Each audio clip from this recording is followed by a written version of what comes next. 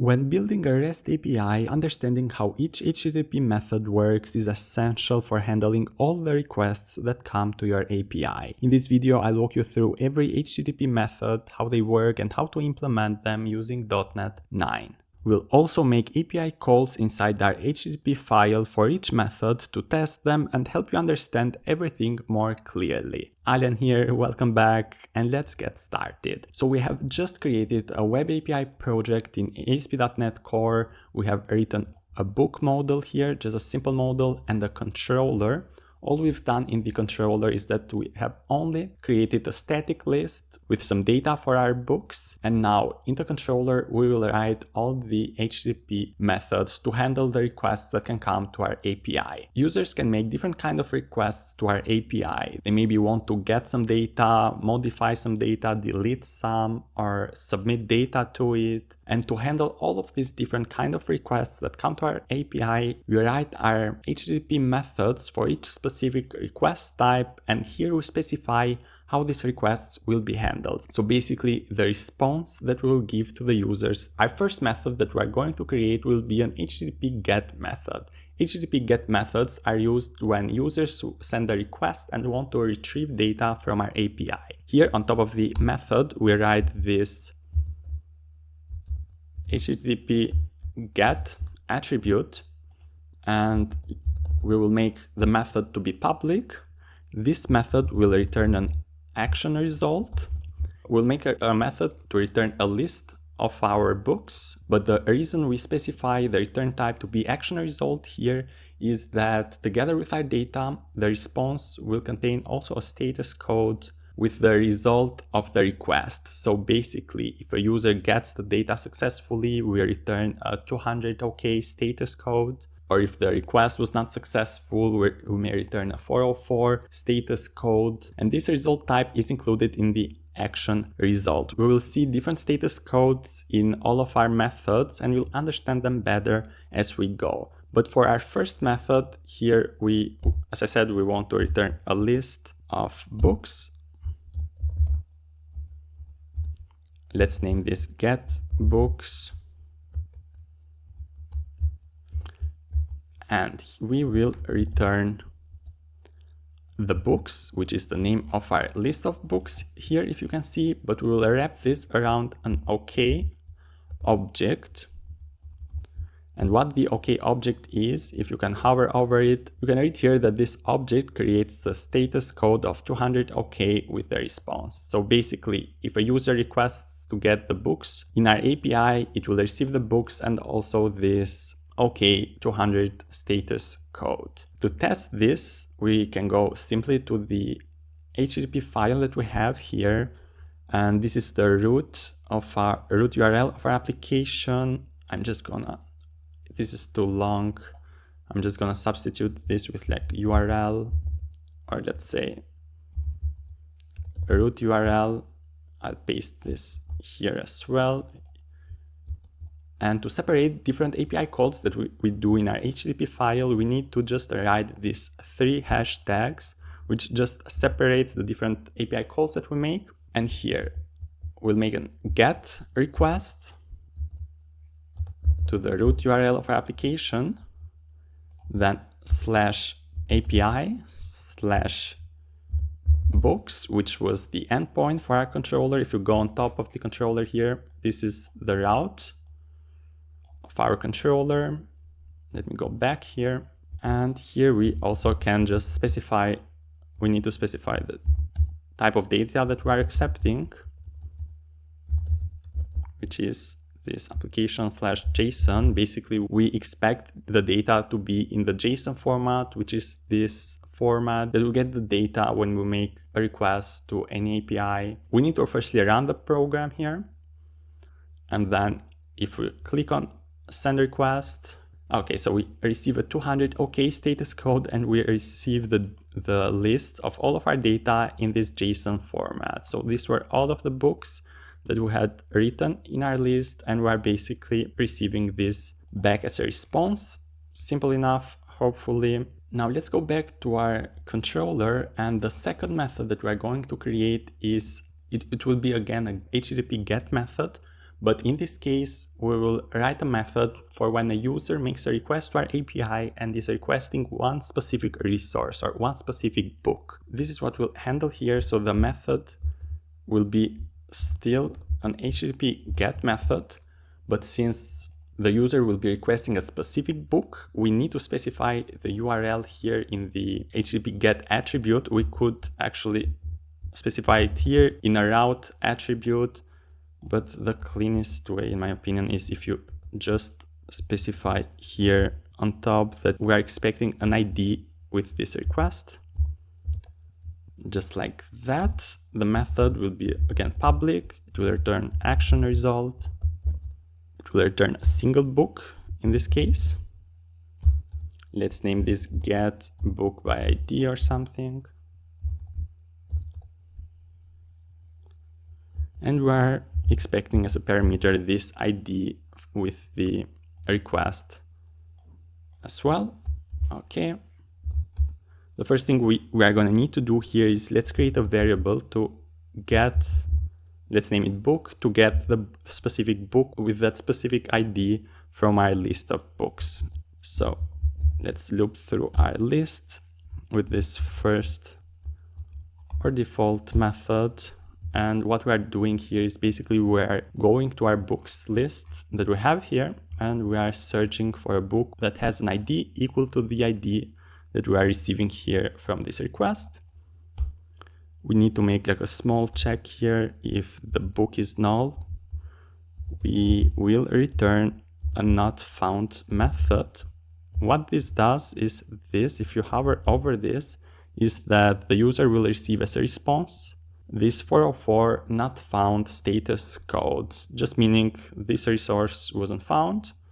But if the book is not null, what we want to do is we want to return an OK status code together with the book itself. We'll test this as well in the HTTP file we have here.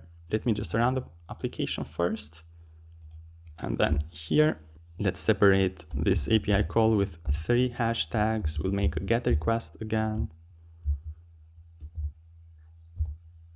to the root URL of our application /API/books, then slash the ID of the book that we are requesting. Let's say book number 2.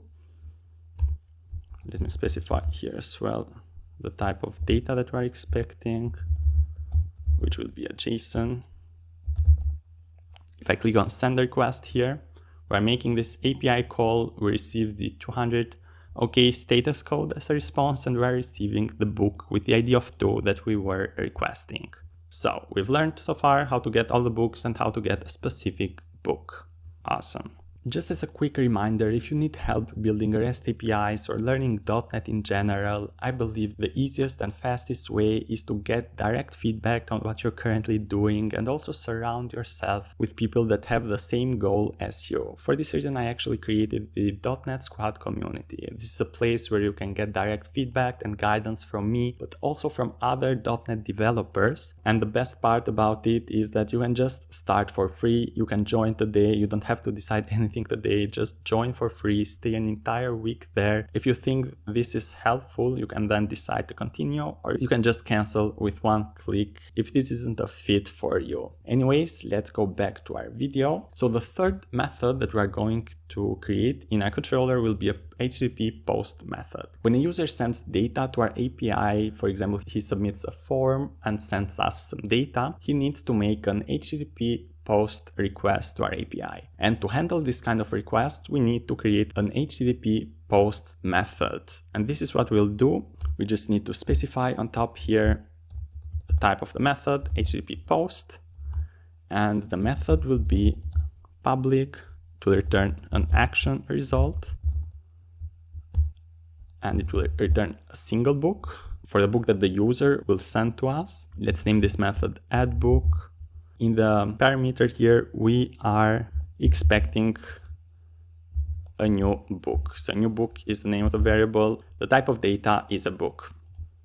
Okay, simple enough. We first need to check if the book that we are receiving is null.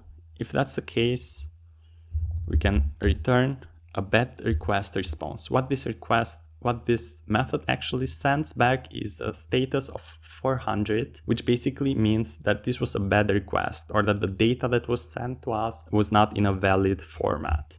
Now, if the book wasn't null, we can add the book to our list of books, just this with this add method, and then as a return type, in the cases of post requests, as a return type in these kinds of methods, we need to return a response type that basically specifies that the resource was created or that the book was created. For this purpose, we use the created at action.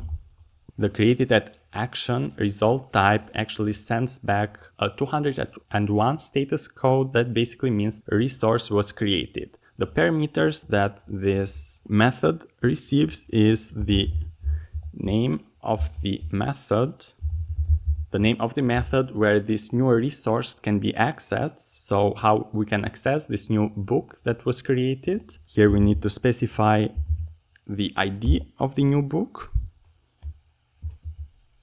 So ID equals new book.id. And this method will also return back the book that was created. So these are the parameters that this method receives. So this is how we manage a post request to our API. Now let's go and test this again. If I run the app here firstly and then make a new API call, let's separate this with 3 hashtags. The API call will be a post request to the root URL of our application /API/books. We will accept as a response JSON data. And here we need to specify the new book that we want to send to this API. We need to write this in form of a JSON object. So you just need to open up the curly brackets here. Firstly, we need to specify the ID. So basically in this form that we were receiving the data before in a JSON format that you can see here on the right, let's make the ID to be 6. I think we have 5 objects. Let me actually test this again. Let's get all the books one more time. Okay, yeah, we have books with IDs from 1 to 5. Okay, let's create this new book to have an ID of 6. Let's specify the title of the book. You know what? I'm just gonna write the name of the ebook I have written. So C# unlocked. The author is myself. And the year published was it last year? Yeah, I think it was last year. Okay, yeah, I think that's correct. So we can send this request to our REST API by just clicking the button here. Okay, so what I'm doing wrong here is that we're specifying here what type of data we're accepting, but actually we need to specify the type of data that we are sending with this API call. So we need to specify here as a header the content type to be application JSON. I've even written the title of my ebook wrong here. Okay, if we make the request now, we receive the 201 status code, which means that this resource was created, and we are receiving back this book data that we just added to our API. Okay, now if we try to get all of the books in our API, if we send this request to get all of the data, we should see that a 6th book was added in the end. Okay, so the next request type that we will handle for our REST API will be a put request. So when a user tries to update some data in our API, in this case, we need to create an HTTP put method. So let's go back to our controller here and specify the type of our method here to be HTTP put. So this is for updating data basically. The method will be a public method. It will actually be iActionResult and not ActionResult in this case, because here we are not returning any object. We are just returning status codes, and this is the most appropriate way to do it. Let's name this method to be update book. here in the parameters, so I forgot, when an API call is made to update a resource, we need to also take the ID for the resource to be updated, or for the book to be updated here. So let me specify the ID here in the route. Okay, and as a parameter for our method here, we are expecting an int ID and also a book object. Let's name this updated book. You can name this whatever. Okay, so first we just, as usual, we need to check if the book is null or not. And let me copy this from the method we had above. So basically we are looping through the list, finding the book, checking if the book is null or not. And if that's not the case, then we need to update all of the properties of the book with the properties of the new book that we receive in the request. So we need to write here book.id is equal to the updated book.id. Let's do this the same for the title and for the author and for the year published. Okay, at the end, if everything is successful, we need to return this noContent method, which returns a status code of 204, which means there was no content returned. That's how simple this method is. Okay, so let's just go ahead and test our API in the HTTP file. And if we go here, actually, because we run the application again, the changes that we made, this new book that we added to our list isn't saved anymore. So each time we run the app again, or we close Visual Studio and open it up again, the changes aren't saved. For this reason, we're going to learn later on how to store our API data in a database. But for now, if we just go ahead and see the books that we have here, we should only receive the 5 original ones that we had.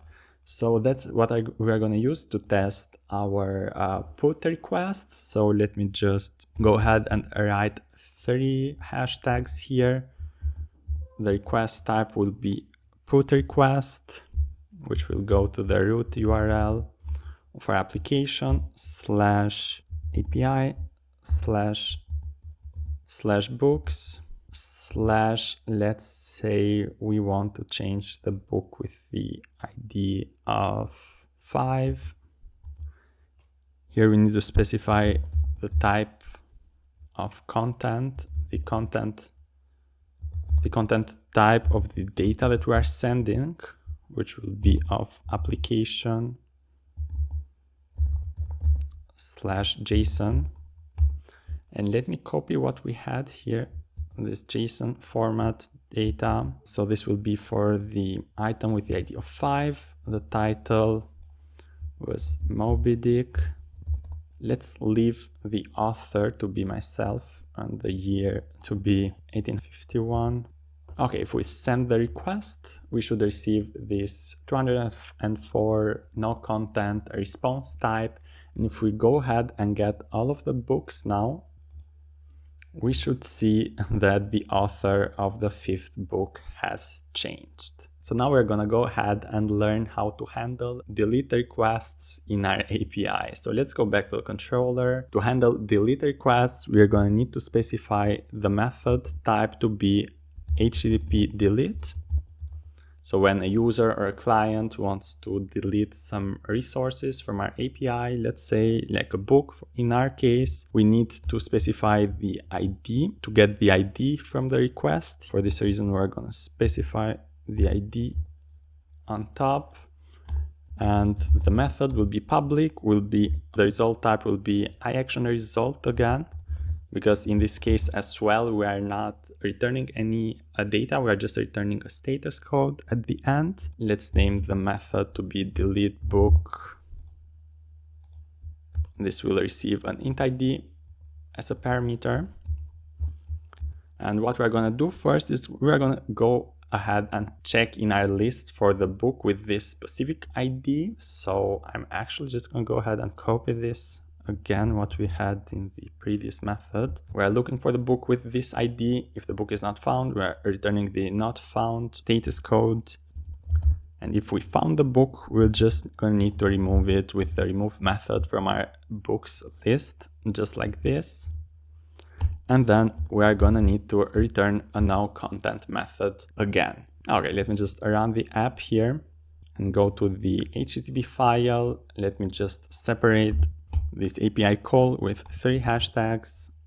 We'll make an delete request to our root URL /API/books/ let's remove the book with the ID of 4. Let me send the request here. Okay, we got a 204 no content response type, and if we go ahead and get all of the books, we should see that we have the first book, the second, the third. We do not have the fourth book, we only have the fifth book in this case. So congratulations, you learned how to handle the main request types in a REST API. To build on what you learned today, the video on the screen is the perfect next step for you. So thank you so much for being here. Click on the video on the screen and I'll see you there.